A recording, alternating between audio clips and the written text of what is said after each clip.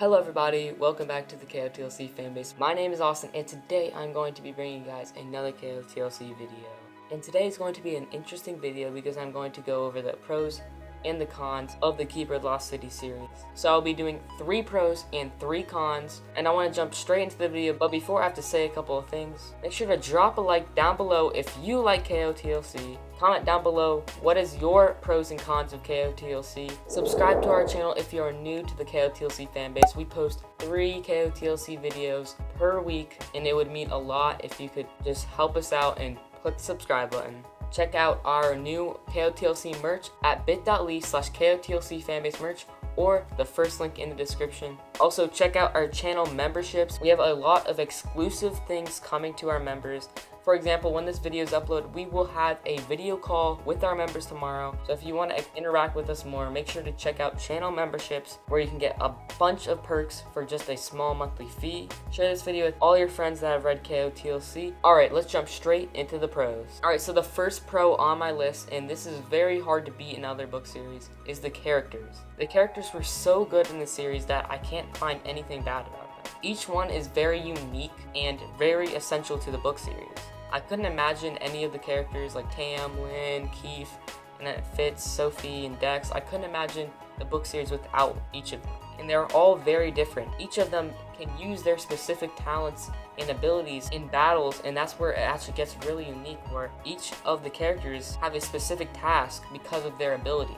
And I love how the characters interact with each other. There's so much humor in each conversation where it's hard to put the books down, and actually a lot of people read the books over and over just because the characters are so fun to read about. We're always worried and thinking about what's going to happen next to the characters. That is definitely my first pro of the book series. Let's get on to the second. Alright, so my second pro is going to be ability/talents. This is one of the many books I have read where there's like abilities/superpowers/talents and all that stuff where characters have like special abilities, and this is by far the best book I've read that had incorporated abilities, and it is a main premise in the book series. Each ability is unique and very special. Like some of these abilities like pyrokinetic, where you can manipulate fire, hydrokinetic, where you can manipulate water, gusters and flashers, where you can manipulate wind and light, and you can turn invisible, and you can snap things out of the air. And there are so many different abilities that if you had even one of them,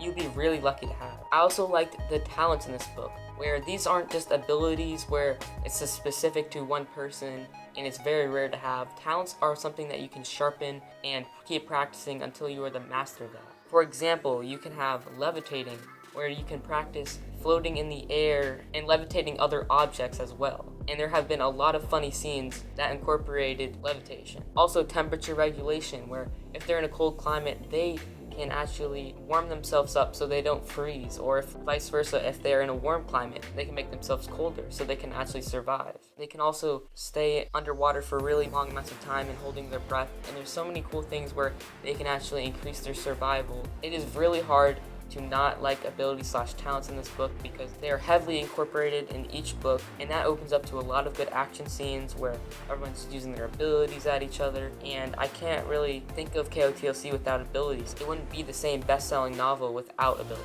So now let's get on to the third and final pro of this video. Alright, so my third pro of this book series is the Elven World. The Elven World is just so amazing, and it is so creative, and I can't believe Shannon Messenger made this awesome world that we can actually read about, in this whole different species and different world. It's amazing to actually think about. And if you've ever seen official KotLC art, you've seen how beautiful the Elven World is. Not just how cool it is, but how beautiful it looks. Everything there is styled and looks amazing. I'm always in awe of the setting of this book, and it's like, if you had a chance to become an elf, I would definitely become one because it just sounds so awesome to be an elf, where you're surrounded with like magic and beauty all around you. So you cannot go wrong with the Elven World. That was my final pro. Now let's go on to the cons list, and remember, I don't actually dislike these, but Shannon Messenger could improve on these in the next books. Let's get on to the cons. Alright, so my first con of this book, where Shannon Messenger could do a little bit of improving on, is the character use. Shannon Messenger has created these amazing characters, and sometimes she forgets to use them.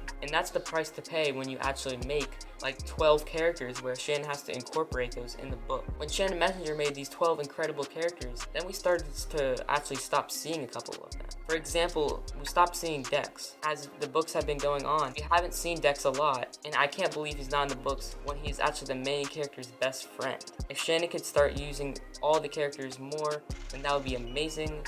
Let's get on to the second con. The second con I think that Shannon Messenger could improve on is the romance.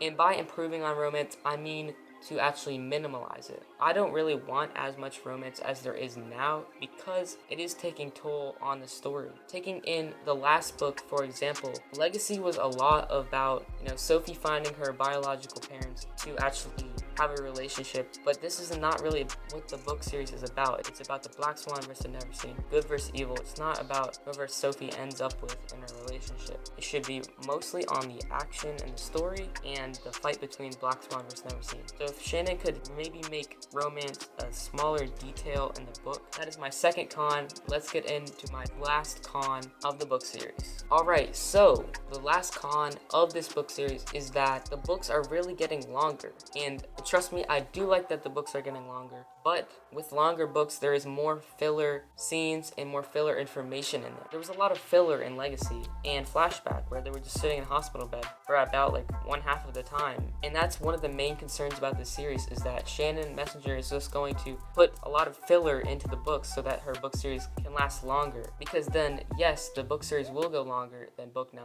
but the quality of the books will go down. I just want a really high quality book where there's action all the way through, but I want like a smooth book, a very high quality book, and I would rather a shorter book with higher quality than a longer book with worse quality. That is my last con of the KotLC book series. I still do enjoy the book series so much, and those cons were just a couple things that Shannon Messenger can improve on. Let's get straight into the outro. Alright everyone, welcome to the end of this video. I really hope you guys enjoyed this pros and cons list, and if you did enjoy, make sure to drop a like down below. It would mean a lot to me if you could show your support and drop a like down below. Also, make sure to comment down below if you agree with my pros and cons list. Also, you can comment down below your own pros and cons list. I always read and reply to everyone's comments, so make sure to drop a comment down below. Subscribe to our channel if you are new, because about 70% of our viewers aren't even subscribed to us. Subscribing down below to us, it would show us a lot of support. Remember to check out our KotLC merch, where we have awesome sophie/sophits designs, Iggy designs, and so much more. So the link is bit.ly/KotLC Fanbase merch,